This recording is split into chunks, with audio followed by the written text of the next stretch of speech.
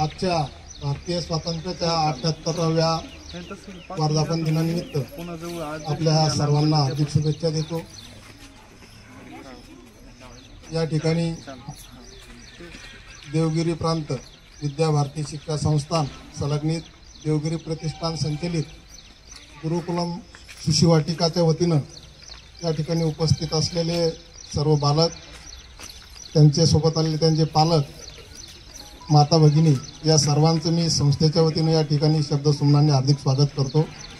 आणि आज या स्वातंत्र्य दिनाच्या आगळ्या वेगळ्या कार्यक्रमाला आपल्या पाल्यासोबत आपणालाही उपस्थित राहण्याची संधी आमच्या या देवगिरी प्रतिष्ठानच्या वतीनं सर्वप्रथम पहिल्यांदाच अशा प्रकारचा एक नवीन उपक्रम आपण या गुरुकुलम शिशुवाटिकेमध्ये सुरू करत आहोत। आजच्या कार्यक्रमाला उपस्थित असलेले आमच्या संस्थेचे संचालक ॲडव्होकेट बालाजी वाघ, आमचे सहकारी दत्तूकाका शिरसाट, ऐरेताई आणि उपस्थित असलेले सर्व पालक।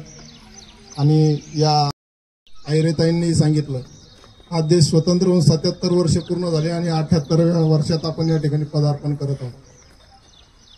गुरुकुलम शिशुवाटिकेचा उद्देश, आपल्या देशामध्ये इंग्रजी शाळा खूप झाल्या आहेत, परंतु देशामध्ये संस्कृत अशी समृद्ध अशी भाषा या देशात होती। संस्कृत नंतर मराठी भाषा आपल्याकडे होती आणि आता भारतीय शिक्षा बोर्डाने सुद्धा अभ्यासक्रमात बदल केला आणि लहान मुलांना मातृभाषेतून शिक्षण दिलं गेलं पाहिजे, त्याची सुरुवात ही मातृभाषेतून झाली पाहिजे, अशा प्रकारे दिसायला मिळत नाही। आणि हाच उद्देश ठेवून एक चांगल्या प्रकारची पिढी, चांगल्या प्रकारचे सुजाण सुसंस्कृत नागरिक या देशाचे घडवण्यासाठी या गुरुकुलम शिशुवाटिकेचा उद्देश आमचा आहे।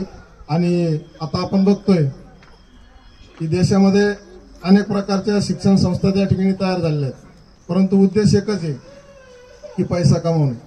पैशासोबतच या देशाची संस्कृती असेल, या जगामध्ये एकच देश असा आहे की त्या देशाला भारत माता म्हणलं जातं।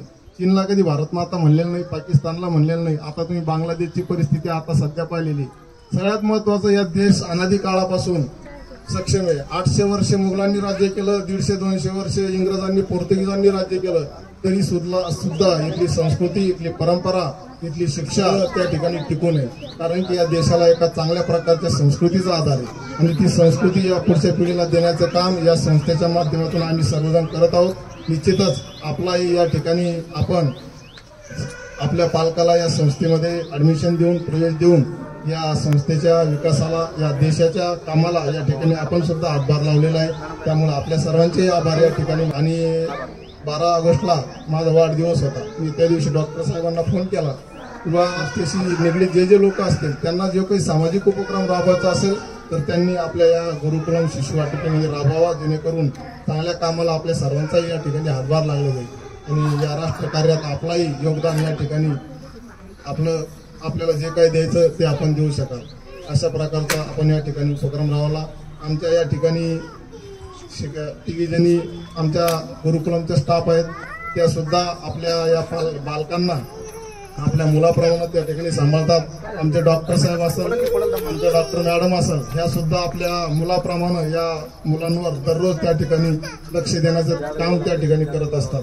आम्ही संचालक मंडळ जरी रोज या ठिकाणी येत नसलो तरी आमचे डॉक्टर आणि डॉक्टर मॅडम हे दोघं जण स्वतः पालकाच्या भूमिकेत या ठिकाणी या बालकांवर लक्ष ठेवत असतात। आणि असंच आपल्या सर्वांचं सहकार्य या संस्थेला असू द्यावं, अशा प्रकारचं आव्हान मी या ठिकाणी संस्थेचा अध्यक्ष म्हणून आपल्याला करतो। आणि आज या अशा अनोख्या कार्यक्रमाला आपण आपला अमूल्य वेळ देऊन या ठिकाणी उपस्थित राहिला त्याबद्दल संस्थेच्या वतीने आपले आभार मानतो आणि थांबतो। जय हिंद, जय महाराष्ट्र।